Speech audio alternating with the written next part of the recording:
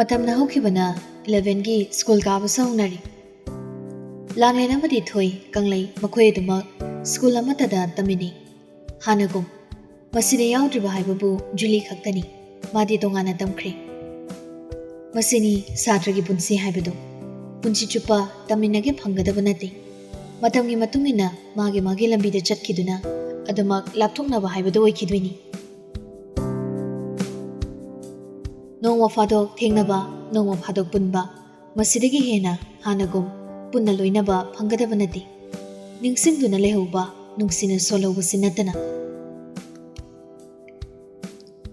Langlin sa hanagum tawdri anauba school karakusidadi thoiga haraw pulami. Machanupigi khara honglakpa matawsida thoyenbasu thamoida thajaba mathamduna handakti machanupibu thinduk thinjin tawdri school gi bus ta oina tharami. Langlin sa thoiga haraw bus ta chalami. Asana bus ta mayam ka haraw langduna chatpasi Langlin gi punsida so ahanbani aduga nungsu yamna nungairami. Ahanba school kaba numito irang langna yamna nungairami. Anauba mi kaya amasu thingni.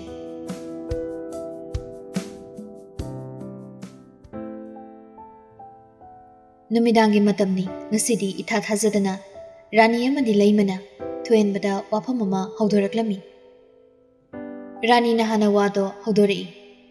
Thoenbadi phone da game sanaduna lei. Isu thoiba abokti nangna luhongbado pamini chahi su kuntra hinjala abanine nangse. Leimusu yausilei. Aisune imau pami. Imaga aiga ngasaidagine nangi nupi thibagi matangda tanaramlibani. Imung sigidi nupa na tomtani. Aduna yum panbadane thingthaba pamdi imadi. Rani namu yum panbagi wado nahana panba yare.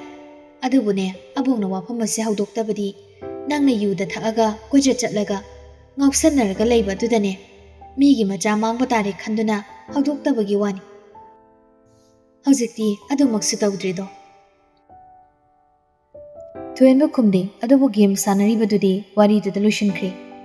Thoenba su khangi mahak luhongbagi matam yare haiba. Aduna thoenba matha saba hori.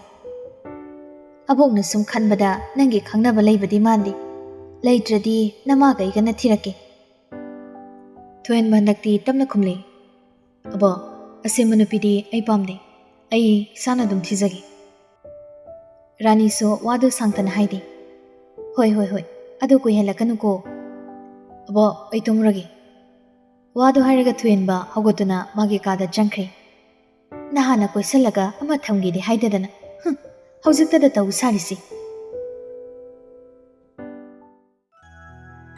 Thoenba changlaktuna phamungda longni hipthai. Aduga ngahak adumna lei. Wakhal macha amasung khaliba haiduni. Nupi kayada interest oiba nupa nati. Hana inkhalakpa matamda khara koirami. Adusu fazana serestana koirakpaga nati. Adugi matungdi sungkoibu adum koikhidri. Nongmata nupigi wakhal khaludi. Thakpa chabada mai onsinduna leikhibani. Adabu hujik thoenba masang matauda awatpa leiti. Mana nungsi pami hairubada yar oidaba nupi pakna leiroi. Anambana yaningani. Tawbadabu magi thamoina nungsiba phawba misakaduni maru oiribasi. Thoenba pocket hapchin kiba magi phone lakthokduna thoida call tarami. Anise numidang khuding ngakti dum wari sanabani. Ring do khara chatpaga thoida pairi. Hello, tamoyai. Thoenba masado hagulaga school ka nungai bra. Nungai masak phajaba nupa nupi yam thengni. Adugira nungai risina. Thingnarakpado haibani kaino. 12 tadi kana honasigo thoi. Hoi. Pare tudi thamage tumjarona. Toisu phone do thamaningamdi. Thamaningdabagi maram su khangdi. Aduna sutoktuna. Tumningaba tamoyai. Tumningdri. Aduga thamage haido thumandro. Phone na tarokta ngai chak charabra sa hanglakti. Charamani khangdan hangraba. Ngasidi iso matha khara sai adugini. Kaigi mathano. Nang khangweda thabakini. Aduga abokoina luhungnabasu haiba. Tamoyai luhungdorabo. Abokoina haibanida nupidi leiti. Toisu khangai heri. Nithoi leiridudi. Thoenbasu wakhal ikhan khandadana hari. Hoine, mawani yengsilasira khangde. Nahanwai ka hena phattaba nupidi oikidaba. Aingondasu hafet ngomjakibani. Thoisu isuk suktokna. Tamoy aina chahi kya hange. Yam halamoida. Aina chahi ahumuk halamgani. Thoi makha tarakti makut thektuna thoenbaga maga chahi kyam khenage haina pai. As sidi haroida.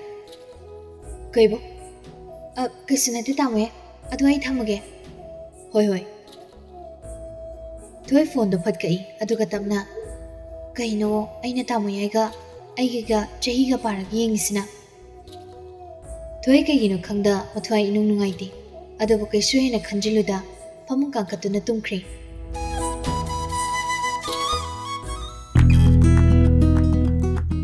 Mathangi numitni Thoi hanagum Langlinga punna school langmini. Break ki matamdo makhoini canteen da phamduna achapot chari.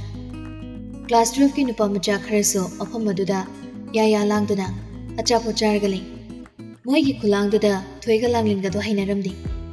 Maya marak adudagi nupa amadi Thoida muna yengduna le. Madu Thoiga Langlinga so khangdabadi nati. Langlina Thoi thuna jasalo chalasi.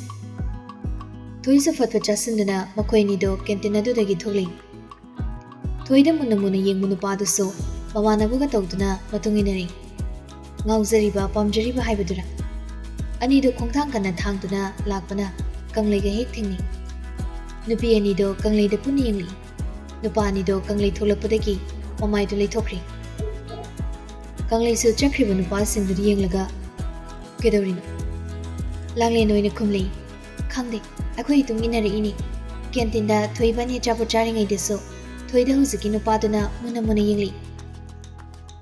Kangleina hayeng khaidi canteen da chapo do aisu yauragi. Langlin di harauna hoi yauro. Thoisu icham chamna khumdori. Masakti phajei huzikido. Kanglei suktoklaga Thoidi yengli. Masak phajaramaga ngoksanarmadi. Khangde dudi sum phajei haibai wan. Langlin sunoktuna huziki nupaduna nangonda koina se haradi yagadra. Yarida adu khangde kaigumba ingonda nungsiga haradi aigi punsida mana hanba oidini. Kanglei do isau sauningna Thoida yengi. Mikuptuda mana khalido Thoida khangai hainingi. Adubu matang matam chade. Aduga atopana hana haiba hankibaso Kanglei pamla amdi. Tanjaduda break ki bell so taraktuna classroom da changnari. Classroom da Kanglei lona Thoida yengi. Langlin su Kanglei da lona aduma kingjabani. Thoiga Langlin ga puna phaminabana Kanglei ne Thoida yenglakpado Langlin di mangwada yengla iboi haidana khali. Adana yamna haraujai. Langlin Thoida tumin chirol tawrami. Thoi Kanglei si aingonda lona tum yengli. Maso aina khali basigom khanba mali. Thoi su nokmi Kanglei da haifid yengi. Khalangani nangonda bu kai watke. Saksu phajai laik sai pesa sapai. Langlin di harauna nofe tawi. Asam sum haukibana school suti thaba matam soiduna suti sutharami.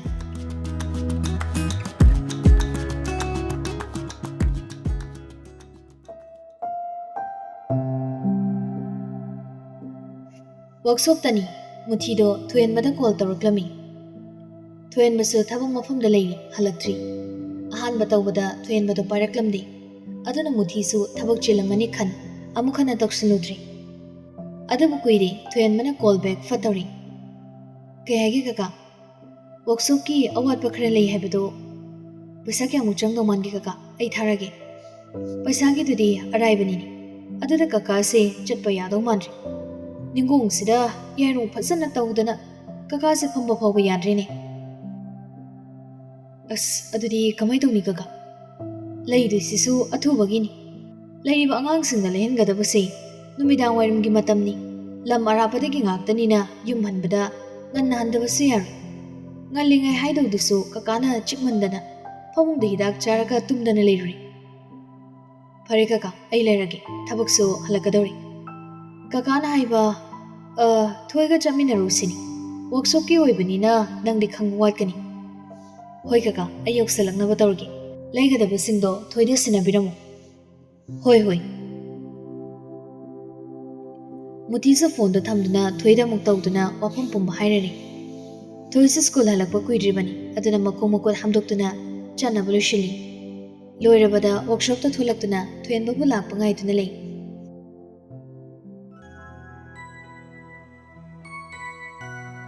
Ngahaki matungdadi thoenbasu laktuna anido pochei leiba chakri.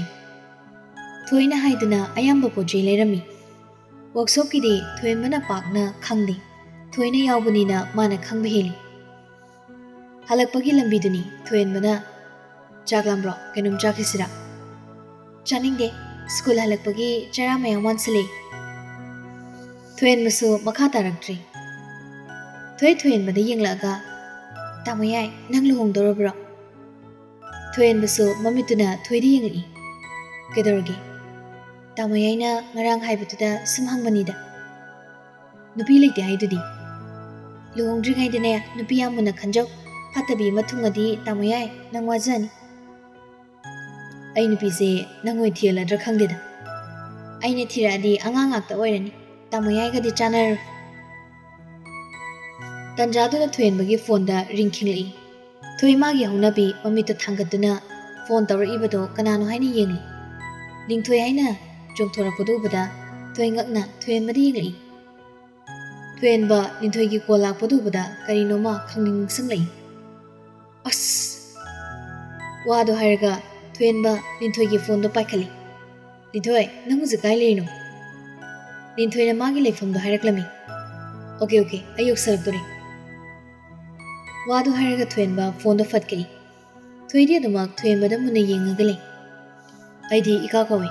Ngasido linthoiga thingna sainabani. Mana phone toraga ningsangi. Linthoiga kamaina number leineiba. Hanadi leina hawtadaine. Instagram dagi launabani, kuirabani, mana piro haiba, adaina pidab. Hausina piri kaikya. Thoenba mamai leithoktuna thoidi yengli. Sum, karambu nupino na yengthoki. Abu goina luhongbugi harido. Aidi arrange marriage ti pamdi, love marriage pami. Thoenba mamai do hanagum chumna leiduna gari do muk thawhawi. Thoidi adumak thoenba da yengduna makha samthari. Unase haibado tamoyaina hauriro. Kedorgi nangna du yamna kupthanangi duba khanghingbagi thoenbasu nokfe tawri manasu ainasu tamoyai di irang yam tawrmi janine irang tawrudi kairi nupi phangdeba nangbu nupi thidrasu yai haikidaine itomtani nupasi aduna thiningrasu thidaba yar thoi machinda tamna murum soli nupi yesu kyam thiningrasibo thiningdabagam saradan Kaya bano, kaswaidi. Thoenba mafamdo yoruduna gari do khami, aduga thoida onsilei. Changur slo, manung dangai habani. Tamoyai changur, ai sida lehauragi. Kaigino, kuirui, ngaktani. Aiga chaminar adi nupiduna chingna khiroidro. Kaigya, adugi dargar tade. Nupi koigi haradine, nupiduna pamdo thabak khara sutaw, haibisu khara ilo. Aikhoidi nupi dargar tade kainaka muktana leibudo tawgono. Koining da basabado. Thoenba suktuna thoidi yengli. Migi kapaluna bada ayawning de sida sungairamgi. Angang amoina sugamni khali sakaigin. Aidi kuina ngai bayaroi ko. Thoenba wa makha tarakti gari dagi fatkum tharaga mangi sunglass do upsanduna manunglomda changkhri. Watauda thoi suktani yenglaga yam phasabaga saradana. Thoi gari gi situda makhongani mak thangalaga suktokton lei. Makuta sangliba kogli tawraba nen police do tafong khangda khotat pasana duna lei. Thoen boy su ikoi kuidi linthoi ga punna thokminari. Thoi samadu bada linthoi da muna yengi. Khupasa side dress ka se yam phasaba seline. Thoi masana seliba dress da mu yengi. Nupido thoen baga wari hafe sanaduna khamduna leiriba car da kakatuna thauraga jakri.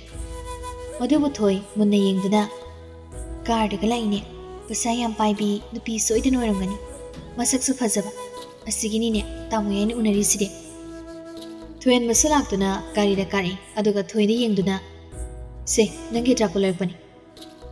Channing deda, Langlin the Pio. Langlin Gisore. Adi Channing di. Thuen Makata da Chapoto, Manning sit to the Tamduna, Gari the Tawowi. Thuidi Mamali took to na, Maginian police dog cooked to the milling. Thuen Masuangalati. Thuina. Nupido, Tamayana Pamjeraba. Kangdida. Thuisa Makata Rakti. Thuen Manamo. No what don't think there go come my Kangdino. Tui came to Kumakti to Millie. Tuigi, wa ingang the Bamato to the Kedurgi. Nen police go is Udra. Meet to the Uziti, Nupido, Dopning sang a lerabo. Tuidu is out sounding than Haribado. Twain was so pisumani to Incanatana, Tuidi.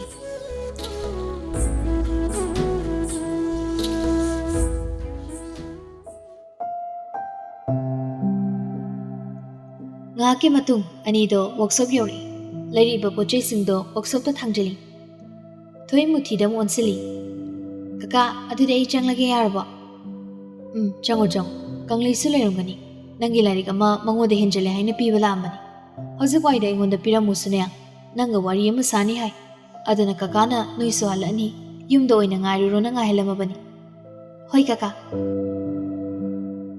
wadu hairaga thoi chitki tawi Thuen Mana, Ngaiko, I think. Yarni Thoi Makungna Gum Chaki.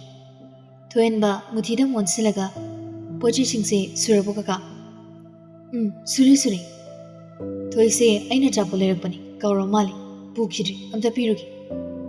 Wadu Haraga Thuen ba, Gari the Taudana, Thoi the Muchangli.